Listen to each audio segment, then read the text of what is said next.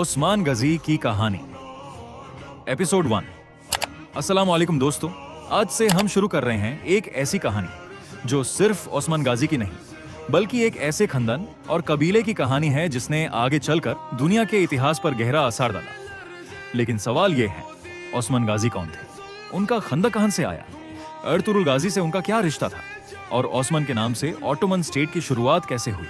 आज हम ओस्मान गाजी की कहानी को बिल्कुल शुरुआत से समझने की कोशिश करेंगे। 13वीं सदी में एनाटोलिया यानी आज के टर्की का इलाका सियासी उथल पुथल से गुजर रहा था। सेल्जुक सल्तनत ऑफ रोम कमजोर हो सिहुकी थी और अलग अलग तुर्किक बेलिक्स अपनी ताकत बढ़ा रहे थे। इसी दौर में कई तुर्किज कबीले और खंदन अनाटोलिया के मुख्तालिफ इलाकों में फैल रहे थे। ओस्मान गाजी को आमतौर पर कयू ट्राइब से जोड़ा जाता है, लेकिन यहाँ एक जरूरी बात समझना भी जरूरी है। ओस्मान गाजी की नसाब और कयू ट्राइब से उनके तल्लुक की कई डिटेल्स हमें बाद के ऑटोमन क्रॉनिकल्स से मिलती हैं। इसलिए हर रिवायत को एक जैसा पक्का हिस्टोरिकल फैक्ट समझना ठीक नहीं होगा। रिवायती ऑटोमन अकाउंट्स में ओस्मान के खानदान को ओघुज टर्क ट्रेडिशन से जोड़ा गया है। अब कहानी आती है अर्तुगरुल गाजी तक।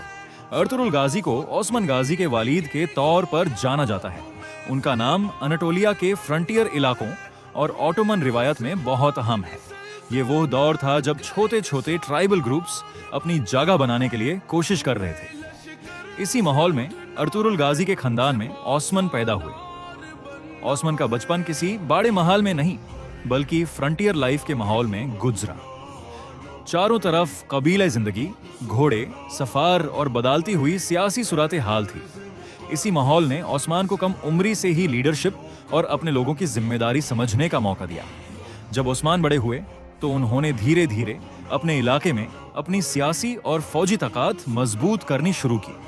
उनके सामने बिजांटीन फ्रंटियर एक बड़ी चुनौती थी। ओस्मान ने आसपास के इलाकों में अपना असर बढ़ाना शुरू किया और उनका छोटा सा बेलिक धीरे धीरे मजबूत होता गया।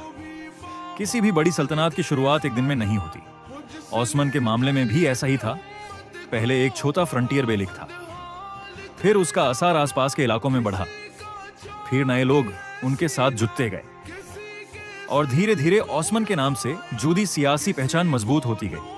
ओस्मान की जिंदगी में उनका खानदान और उनके रिश्ते भी अहम थे। बला हातून का नाम ओस्मान की कहानी में बहुत मशहूर है, लेकिन उनकी शादी और खानदानी डिटेल्स के बारे में मुख्तलिफ हिस्टोरिकल सोर्सेज में फर्क मिलता है। इसलिए हिस्टोरिकल रिकॉर्ड और बाद की रिवायतों को अलग समझना जरूरी है।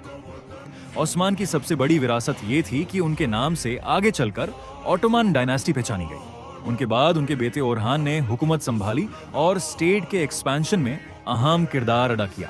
लेकिन ऑटोमन स्टेट की इब्तिदाई बुनियाद ओस्मान के फ्रंटियर बेलिक के दौर में मजबूत हुई और यहीं से एक छोटे से बेलिक का सफर आगे चलकर एक बड़ी सल्तनत की तरफ बढ़ा। लेकिन हमारी कहानी अभी खत्म नहीं हुई। ओस्मान के खानदान की रवायती रूट्स कहां तक जाती हैं? काई ट्राइब की ट्रेडिशनल जिनोलॉजी क्या कहती है?